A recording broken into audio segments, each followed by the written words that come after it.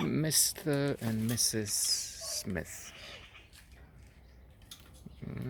I was too late in starting this short note because the guys were fighting it out or fighting it up there.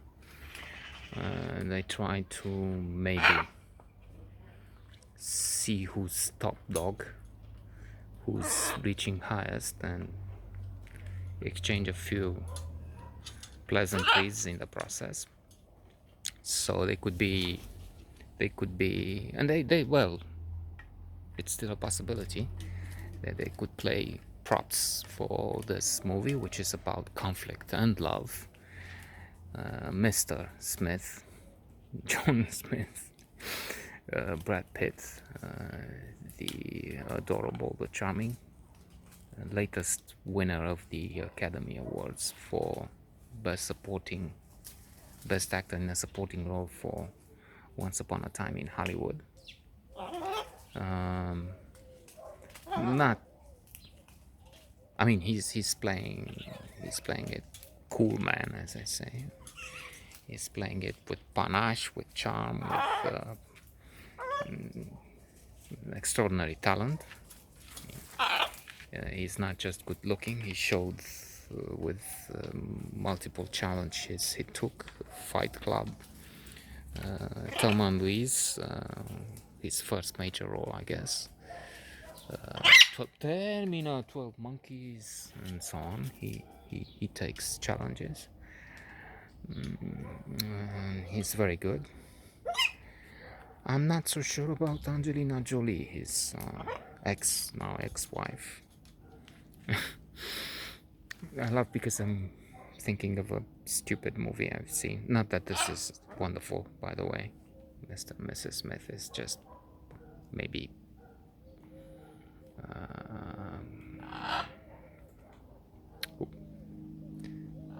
watchable and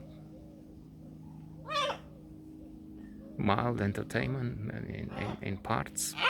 Of course, the beautiful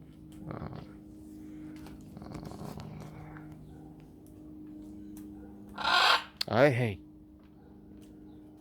actors, but other than that, action, yes. Déjà vu, clichés. So I was thinking of what was it? Meet the Spartans film, which was in the program of one of the television channels.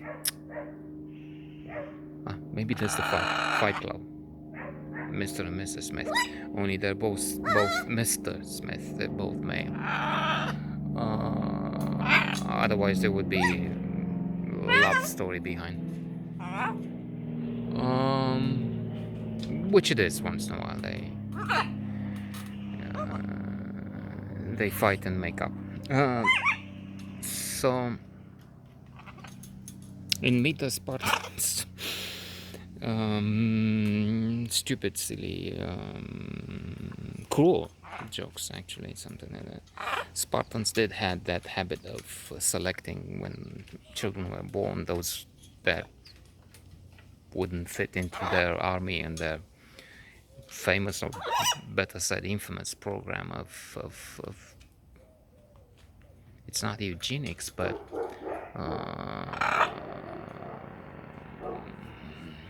vicious selection of harsh training program for that army, which was in the Spartan life. Now it's a word in the language, being Spartan. So they would take the children, and those that didn't look fit would be sent away, but then they will keep only those who were thought to be good enough. And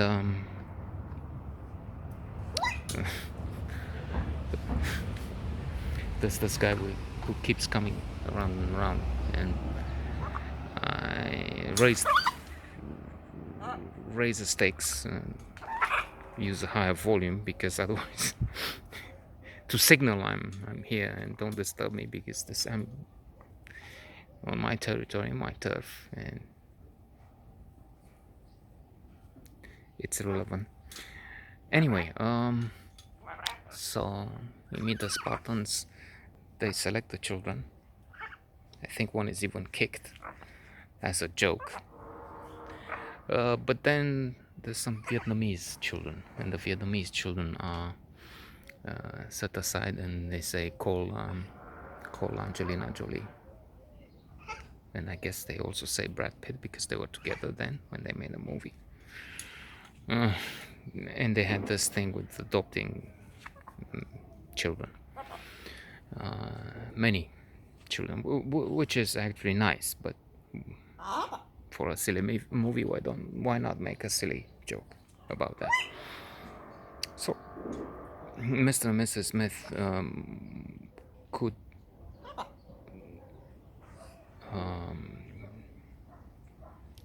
remind one of Pretty Zanner, which is a much better film.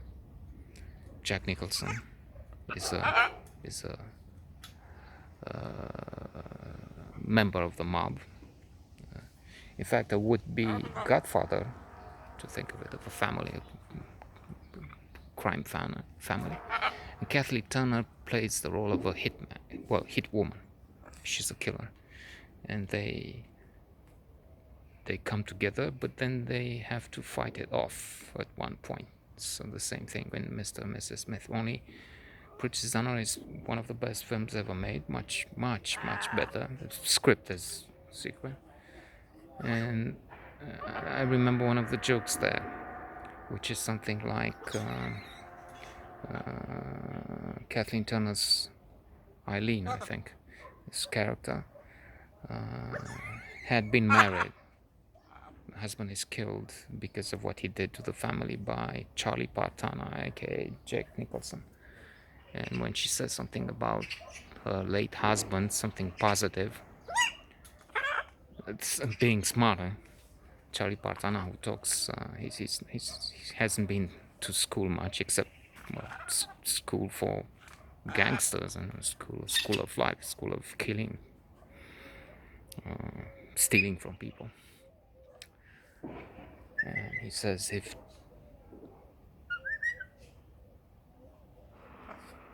Matzi Bala was so fucking smart, how come he's so fucking dead? That's basically what he says.